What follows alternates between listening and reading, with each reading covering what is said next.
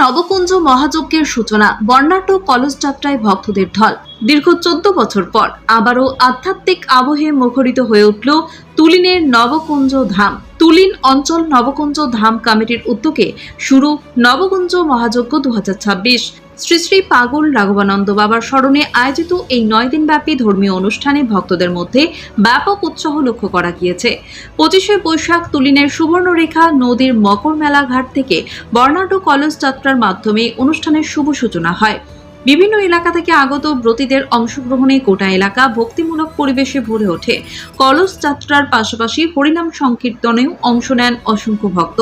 আয়োজক কমিটির পক্ষ থেকে জানানো হয়েছে, পরদিন মূল যজ্ঞ অনুষ্ঠান অনুষ্ঠিত হবে এবং পরদিনই ভক্তদের জন্য মহাপ্রসাদের ব্যবস্থা রাখা হয়েছে। তুলিন নবকুঞ্জ ধাম পরিবারের পক্ষ থেকে সকল ধর্মপ্রাণ মানুষকে এই মহাযজ্ঞে উপস্থিত থাকার আহ্বান জানানো হয়েছে।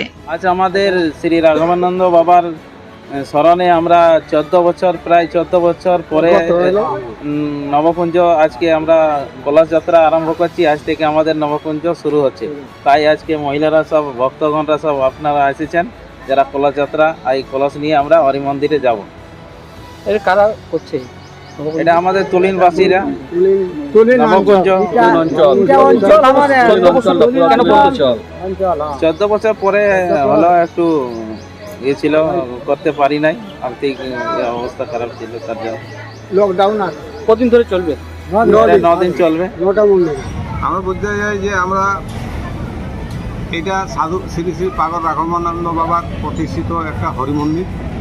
ওনার প্রতিষ্ঠিত তুলিন জয়সারাম হাই স্কুল পাঠ্যসিদ্ধ পুরুষ ছিলেন ওনার। আমরা খুব অনুগামী এবং ভক্ত। আমরা ওনার উদ্দেশ্য, ওনার মনোকামনা, ওনার চিন্তা, ওইটাকে আমরা সাফল্যমণ্ডিত করার জন্য এটার প্রতি আমরা সমস্ত তুলিনবাসী, সমস্ত পার্শ্ববর্তী অঞ্চলবাসী সবাই আমরা লেগে থাকি যাতে ওনার আমরা কিছু করতে পারি।